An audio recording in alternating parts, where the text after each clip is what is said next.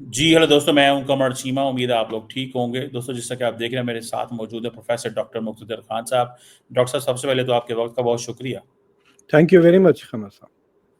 Doctor साहब, इस वक्त सबसे जो इम्पोर्टेंट ग्लोबल इशू है वो तो टैरिफ का ही नज़र आ रहा है, जिसमें India which is comprehensive global strategic partner of the United states, लेकिन लग ऐसे रहा है कि बड़ा ताल्लुकात ख़राब हो गए हैं। और दूसरा, आज सुबह प्राइम मिनिस्टर मोदी ने ये स्टेटमेंट जारी की कि मैं अपने किसानों का, मछेरों का, फिशरमैन और बाकी लोगों का कंप्रोमाइज़ नहीं करूंगा इनकी पोजीशन को। लेकिन कुछ सिचुएशन ऐसी भी बताई जा रही है कि शायद प्राइम मिनिस्टर जो हैं वो अब पॉपुलर सपोर्ट हासिल करेंगे, बिकॉज एक तरफ अमेरिका का प्रेशर है, दूसरी तरफ वो चाहेंगे कि मैं लोगों की सपोर्ट भी हासिल करूं, क्योंकि कहा यह जा रहा है कि जो डील हो रही थी उस डील वो बहुत करीब थी और मतलब that was about to be finalised, लेकिन समवेयर इंडिया ओवर कॉन्फिडेंट हो गया और इंडिया ने अपनी पोजीशन जो है वो सख्त कर दी।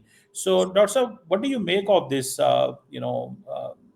this situation at the moment?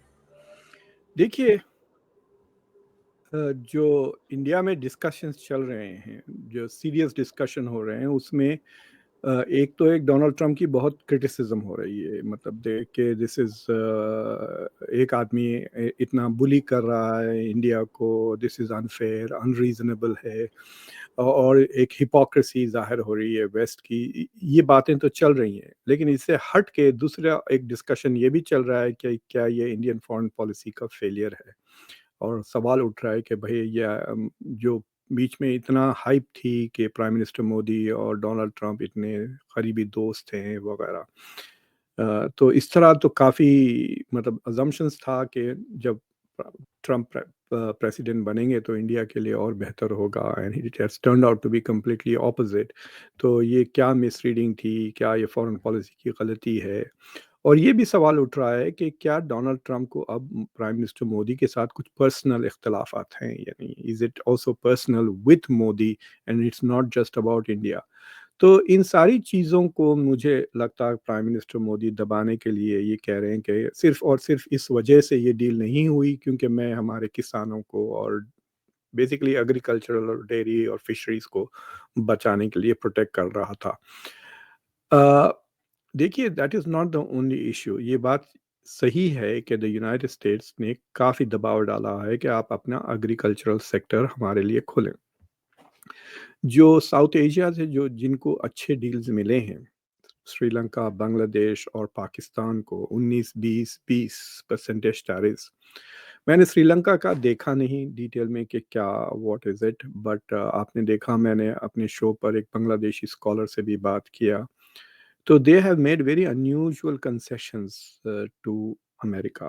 तो पाकिस्तान ने खुद सोया बीन्स और कॉटन खरीदने की बात छिड़ गई। तो अब आप कॉटन इंपोर्ट करेंगे अमेरिका से, और सोया बीन्स भी। तो आपने अपना एग्रीकल्चरल सेक्टर पूरी तरह से खोल दिया है फॉर द यूएस, जो India is not ready to do it all.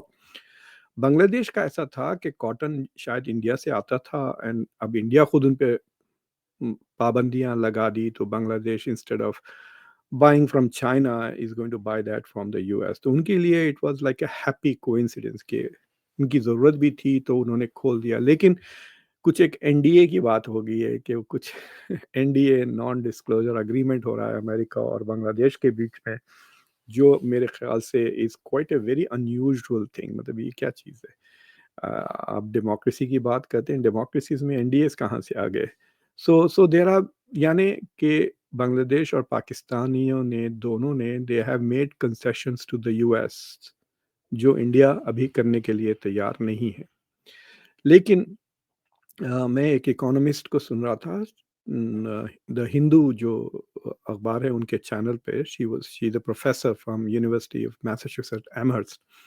तो उस डिस्कशन में एक इंटरेस्टिंग बात ये भी थी कि जो डोनाल्ड ट्रंप जो ओपनिंग्स चाह रहे हैं, India is not just protecting the farmers, India is also protecting the oligarchs. तो इनके जो बड़े-बड़े जो टाटाज़, अंबानीज़ वगैरह हैं, बिरलाज़ वगैरह, जो बिग मनी पार्टीज़, उनको भी प्रोटेक्ट कर रही है इंडिया। तो उनके खिलाफ कॉम्पिटिशन आने नहीं दे रही। So that is becoming a big issue कि भाई आप वो क्यों नहीं खोल देते। बाज़ लोग कह रहे हैं कि it is a good opportunity for India to reform its own economy. ये भी एक मौका है, ठीक है। देखिए, दुनिया में सिर्फ 3 ऐसे मुल्क हैं जो अपने ही बलबूते पे तेज़ी से ग्रो हो सकते हैं। वो है अमेरिका, चाइना और इंडिया, क्योंकि इनके पास बड़ी मिडल क्लास है। इंडिया के पास 90% लोग गरीब हैं, लेकिन जो 10% लोग अमीर हैं, वो 150 मिलियन हो जाते हैं। 15 करोड़ लोग बहुत अमीर हैं इंडिया में। सो यू हैव 150 मिलियन की जो मार्केट है, काफ़ी बड़ी है। तो India can grow on that. It is the double the size of Germany, France वगैरह से बहुत बड़ी, मतलब जर्मनी, फ्रांस, ब्रिटेनिया को बना मिला लें तो इंडिया की उतनी मिडल क्लास आ जाएगी ना। So India should not worry so much about trade driven या फॉरेन एक्सपोर्ट ड्रिवन के लिए। तो ये एक इंटरेस्टिंग डिस्कशन शुरू हुआ है इंडिया में कि भाई अमेरिका तो इम्पोर्टेंट प्लेयर है, लेकिन अमेरिका का शेयर इज ओनली 18% या 20% कुछ है। ये बात तो सही है, इंडिया का जो ट्रेड है वो तकरीबन 1.2 बिलियन डॉलर्स के करीब है, और अमेरिका के साथ अगर सर्विसेज को मिला लें तो 300 के करीब होता है। So India should not panic, और उसको इंडिया इसको एक ब्लेसिंग इन डिसगाइज की तरह लेकर शुड रीस्ट्रक्चर इट्स इकोनॉमी, ताकि वो इससे लॉन्ग टर्म फायदा हो जाए। तो उसकी रोशनी में I think India needs to have a much more serious discussion about के टैरिफ्स का क्या असर होगा। देखिए, ये फाइनल नहीं समझना चाहिए दोनों, क्योंकि इंडिया का बायलैटरल ट्रेड नेगोशिएशंस खत्म नहीं हुए। They are still negotiating, right. तो दो टैरिफ्स लगे ना, एक 25% रेसिप्रोकल टैरिफ है, और 25% और पेनल्टीज रशिया का तेल लेने के लिए। रशिया के तेल लेने वाले जो रेसिप्रोकल टैरिफ है वो आज से लागू हो गए, 25%। और जो बाकी के 25% है वो 27 अगस्त के बाद ला। लेकिन उससे पहले ट्रंप की और पुतिन की मीटिंग होने वाली है यूनाइटेड अरब एमिरेट्स में। लेट अस होप कि कुछ पॉजिटिव बात निकल जाती है उस मीटिंग से, because they are not going to go अगर चांस नहीं है कि कुछ काम की बात हो जाए, राइट। डोनाल्ड ट्रंप यहाँ से यूएई नहीं जाएंगे, अबू धाबी जाकर ट्रंप से पुतिन से मिलकर फिर खाली हाथ वो वापस नहीं आएंगे। सो ये जो मीटिंग हुई विटकॉफ की कल पुतिन के साथ, आई एम श्योर के he is come back and said to Trump के दो तीन छोटी मोटी चीजें हैं, I think we can get a deal with Putin. So they are going to have a meeting. अगर वो मीटिंग हो जाती है और सीज फायर के करीब पहुंच जाते हैं, देन फिर इंडिया पे टैरिफ लगाने की क्या मकसद, राइट। तो वो जो 25% इंडिया पे लगे हुए हैं, क्योंकि जर्मनी खुद मर रहा है टू बाय रशियन एनर्जी वापस दोबारा, उनकी इकोनॉमी उल्टी पुल्टी हो गई, क्योंकि बहुत महंगा तेल खरीद रहे हैं, बहुत महंगी गैस उनको आ रही है यूएस से। So Europe will be more eager to buy Russian energy right away अगर सीज फायर हो जाता है। सो एक चीज वहां पर इंडिया कैन गेट लकी कि वो चले जाएंगे 25%। दूसरी चीज ये है कि they can still negotiate the bilateral trade agreement. I think थोड़े प्रायोरिटीज को दे नीड टू रीथिंक, और वो 25 से they can try and bring it down to 15%। I think they can without hurting the farmers and dairy farmers. मतलब तफसीलात तो उतने करीब से मैंने नहीं देखी जितना, but I think कि if Modi stops protecting the rich businessmen जो इंडिया में हैं, then it will go forward। India को एक चीज लकी हो गया है, टिम कुक जो सीईओ है एप्पल के, उन्होंने अमेरिका में इन्वेस्टमेंट बढ़ा दिया है 500 से 600 बिलियन डॉलर। तो और लिटरली मैन्युफैक्चरिंग लेकर आप वापस आ गए हैं। वो अब ये जो वॉच पे ये जो ग्लास होता है, ये ग्लास अब केंटकी में बनेगा, और उसका उन्होंने कुछ तोहफा भी बनाकर डोनाल्ड ट्रंप को दिया है। तो उसके वजह से ये हो रहा है कि जो सेमीकंडक्टर पे डोनाल्ड ट्रंप धमकी दे रहे हैं कि टैरिफ्स लगाएंगे, तो सेमीकंडक्टर के जो डेरिवेटिव्स हैं वो उसमें से लैपटॉप, आईफोन, टैबलेट्स वगैरह जो आते हैं, सारी की चीज़ें, ये घड़ी वगैरह, these are all semiconductor derivatives कहते हैं।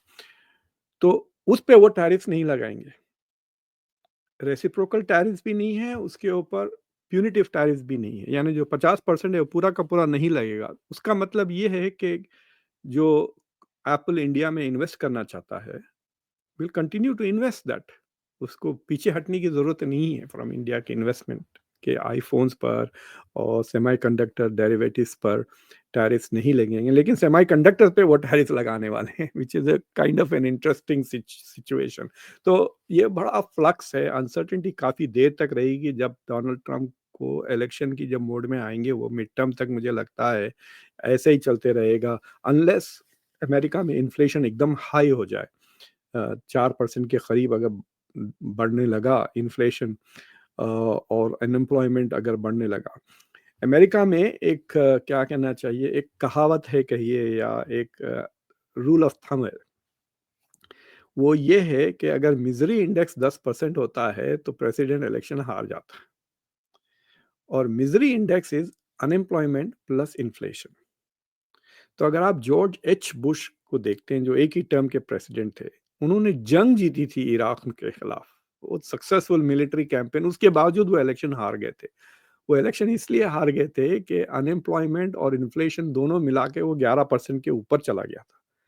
अभी जो सिचुएशन है, it is not very bad, unemployment is 4.3 और इन्फ्लेशन इज 2.7, तो 7% पे है मिजरी इंडेक्स। लेकिन अगर मिजरी इंडेक्स बढ़ता है, 8-9% हो जाता है, तो परेशानी होने लगेगी और बुरी तरह वो हार जाएंगे मिड टर्म इलेक्शंस, यानी दोनों हाउस और सेनेट। और उस सूरत हाल में तो फिर वो he'll become a lame duck president totally.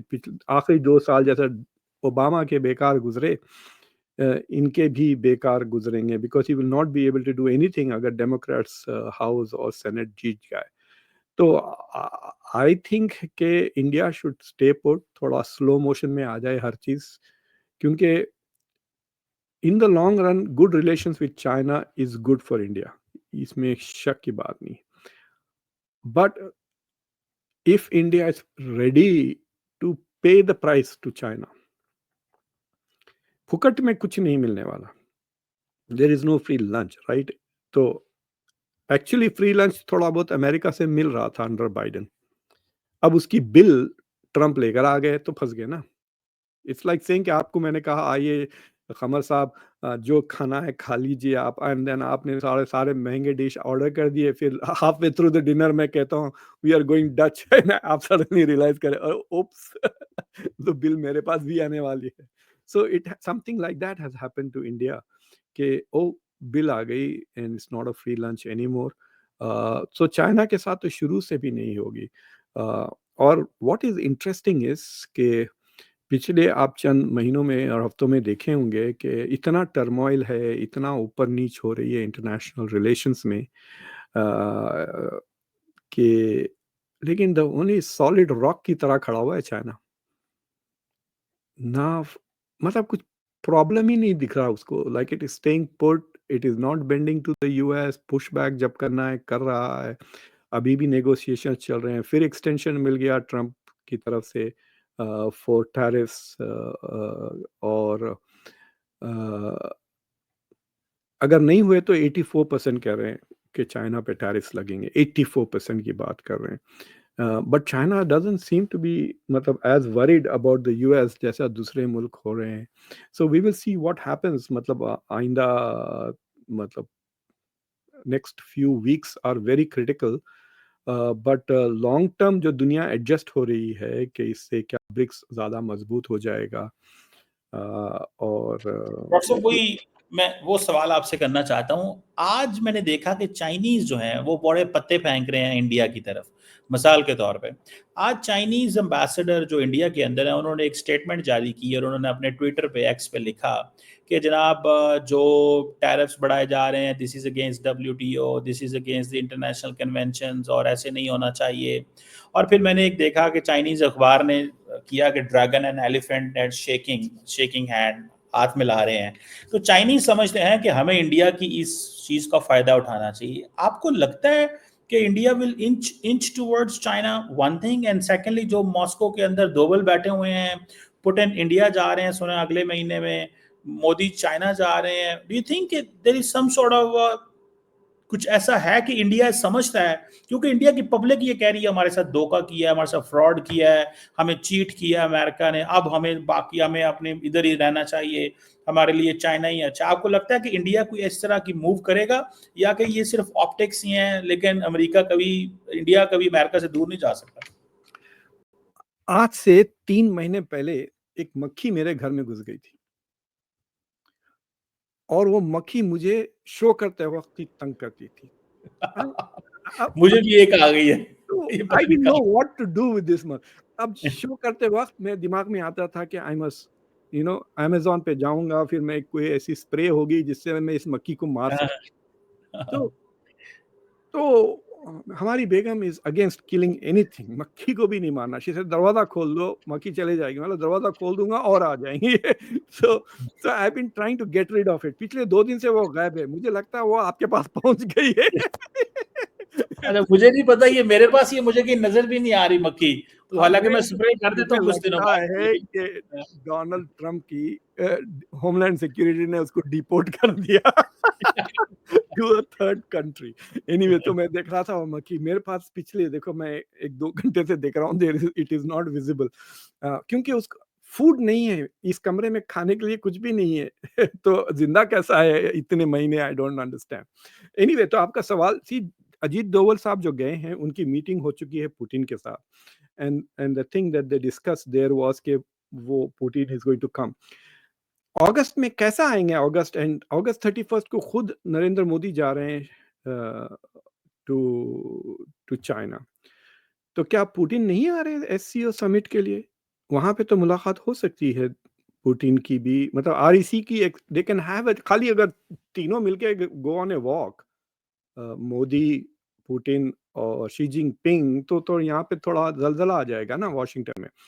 All they need to do is जाके चाय पिए, जैसा स्टारमर के साथ चाय पिए वैसा कहीं पर। So I don't know if Putin is going to China और नॉट, वो कंफर्म हुआ या नहीं, बट मोदी हैज कंफर्म कि he is going to China.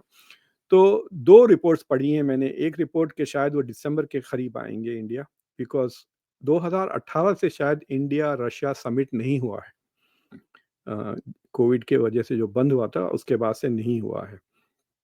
But मेरे ख्याल से जंग शुरू होने से पहले पुतिन इंडिया आए थे, I am trying to remember that. तो बट वो एक चीज़ है। दूसरी चीज़ ये है कि आप जो बोल रहे हैं कि will India move towards China, वो तो शुरू हो गया है ना। जो जो मैं कहता हूँ कि डॉक्टर जयशंकर को एमनीजिया हो गया था कि जब वो गए थे एससीओ के फॉरेन मिनिस्टर्स मीटिंग में, तो उनकी वहाँ पे शी जिनपिंग से भी मुलाकात हुई, वाइस प्रेसिडेंट से भी मुलाकात हुई, फिर वांग यी से अलग मुलाकात हुई। और उन्होंने कहा कि जब से काज़ान में मुलाकात हुई शी जिनपिंग की और मोदी की, व्हिच वाज़ इन अक्टूबर 2024, जब से लेके अब तक हमारी रिश्ता हैज़ बीन स्टेडीली इम्प्रूविंग। अ, तो मेरा ये सवाल था कि आप भूल गए ऑपरेशन सिंदूर में चाइना का क्या रोल था? नॉट ओनली दैट, चाइना ने पाकिस्तान को डिप्लोमैटिकली बहुत सपोर्ट किया आफ्टर ऑपरेशन सिंदूर। एफएटीएफ में ले लें या वर्ल्ड बैंक या आईएमएफ में, China has consistently voted in support of Pakistan, इसमें कोई शक की बात नहीं है। तो India is moving towards China, it is very clear कि India wants to normalize its relations with China, लेकिन it is not that simple. देखिए, अमेरिका की तरफ बढ़ने के बाद इंडिया की पोजीशन चाइना की तरफ वर्बली सख्त हो गई थी, ख़ास तौर से गलवान के बाद से ना। तो जब तक ये नॉर्मलाइज नहीं हुआ कोई दूसरा चीज़ नॉर्मलाइज हम नहीं करेंगे। If you remember, doctor Jaishankar बार बार कहते थे until the border is normalise we can not have normal relations. China के टीवीज़ तोड़ने लगे थे, टिकटॉक बैन हो गया वगैरह वगैरह, right.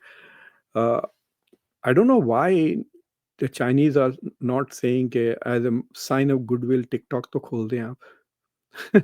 you know, I don't know, maybe अपना शो देख के फिर it'll occur to somebody in China to make that small demand कि तोहफतन आप आ रहे हैं चाइना को तोहफा दे दें कि open TikTok, let us see what happens, concrete कुछ भी नहीं हुआ है ना।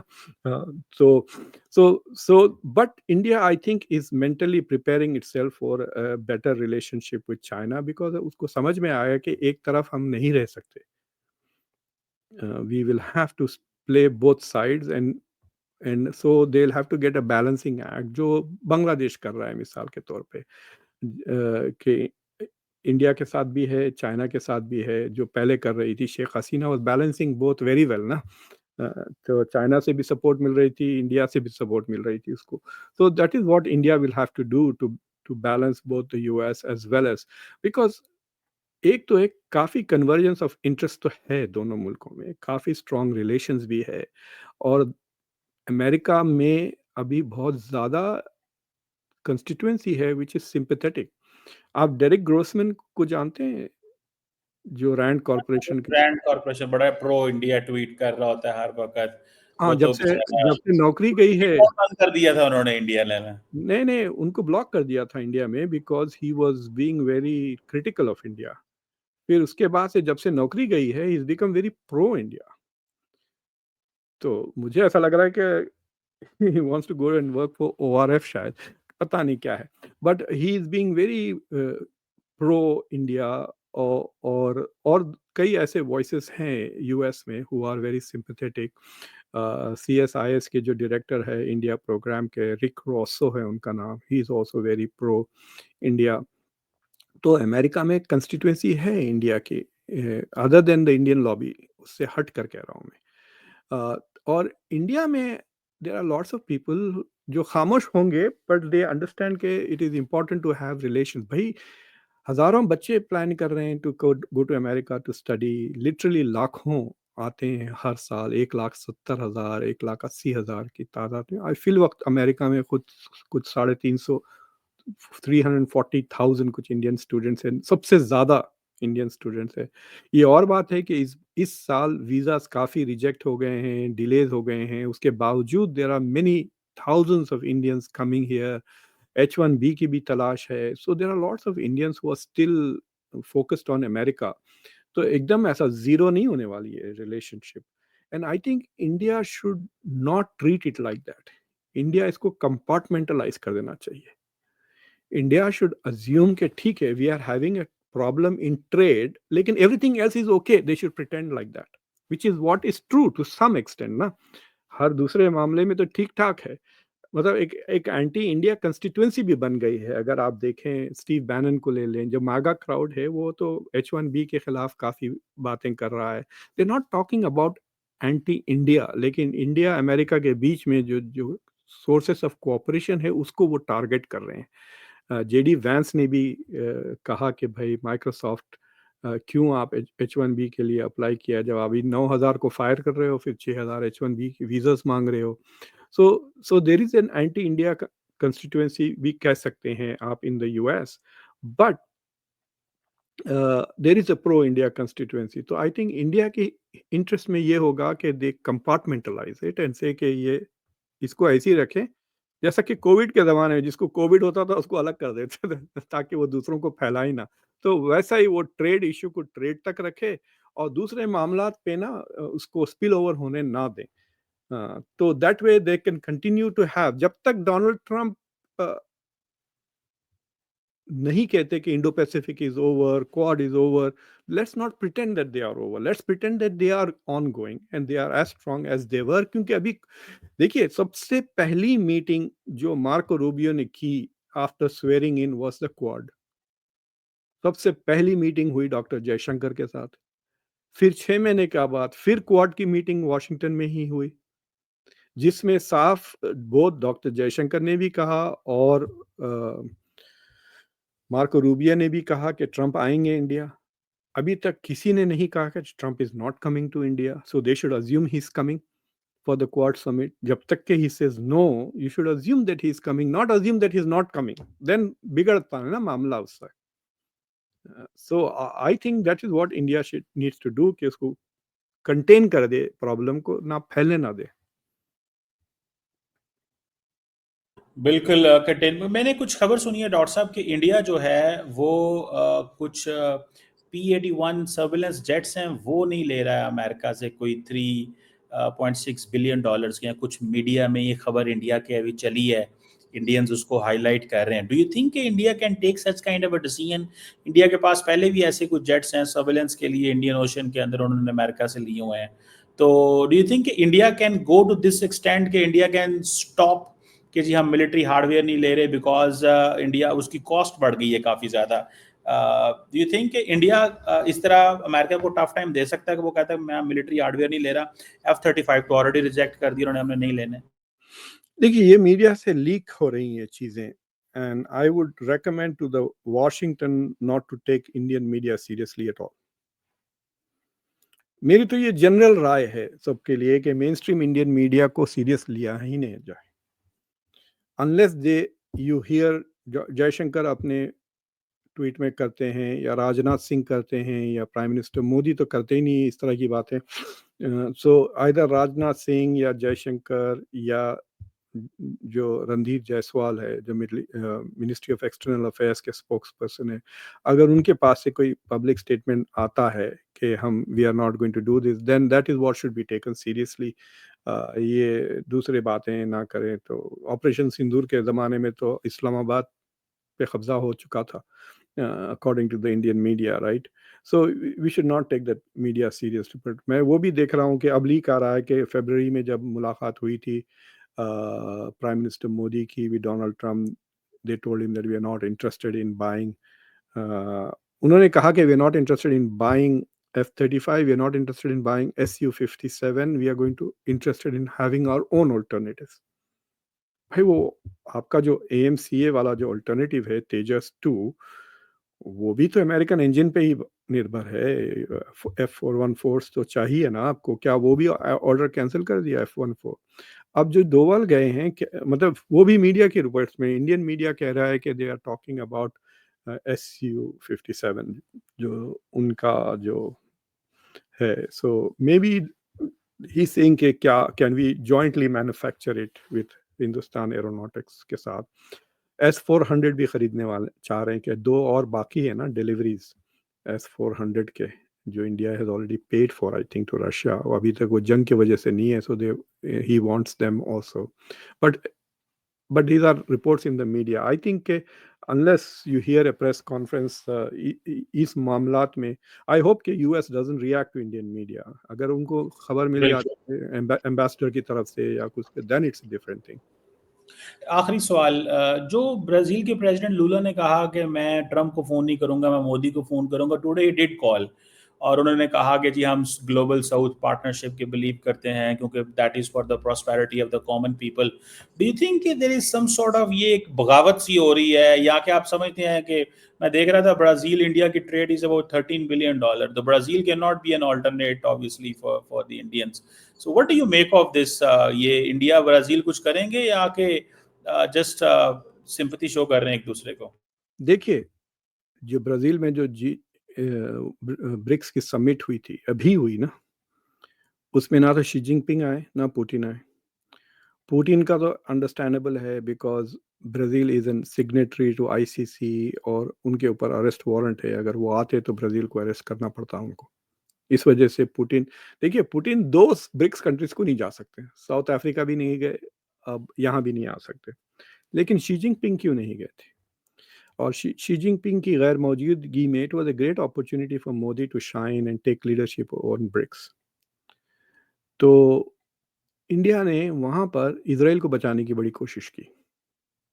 जो फाइनल रेजोल्यूशन था, तो ब्राज़ील वालों ने, जो लीड तो ब्राज़ील कर रहा था ना उस स्टेटमेंट को, तो इंडिया ट्राइड टू बेसिकली, मतलब मुसलसिल चमचे बने हुए हैं ये नेतन्याहू के, नरेंद्र मोदी अपने आप को कहते हैं voice of the global south, लेकिन वो हथियार बेच रहे हैं रशिया इसराइल को और कुछ नहीं, और वोट कर रहे हैं फ़लस्तीन के खिलाफ मुसलसिल इन द UN। तो ही इज़ बिकम द वो, दुनिया में सिवाय मोदी के और कोई इंडिया को अब voice of the global south नहीं समझता। We clearly see him as aligned very closely with the US and Israel until now, right? अब अमेरिका ने धुतकार दिया तो आप भाग रहे हैं रशिया की तरफ, ब्राज़ील की तरफ, चाइना की तरफ, वरना तो आप तो नेतन्याहू की तरफ भाग रहे थे मुसलसिल। सो उसमें ये हुआ कि द ब्रिक कंट्रीज से ठीक है, फिर हम काउंटर, इंडिया चाहता है ना कि पाकिस्तान का कंडेमनेशन हो, टेररिज्म वगैरह, तो वो जैसा एससीओ ने जिक्र नहीं किया पहलगाम का, उस तरह वो भी ब्लॉक कर रहे थे। तो दे प्रेशर्ड मोदी टू अग्री। तो सोचिए, मोदी जाके आए और काउंटर टेररिज्म और पहलगाम और ऑपरेशन सिंदूर की कोई जिक्र ही ना हो उस स्टेटमेंट में। तो Modi was forced to accept some criticism. और सबसे ज्यादा जो पैराग्राफ्स थे, मैंने उसके ऊपर पूरा शो किया है, ब्रिक्स के जो पूरा स्टेटमेंट है विद स्क्रीनशॉट्स भी लगाए हैं पूरे स्टेटमेंट्स के, मेरे शो में जाके देखें आप लोग।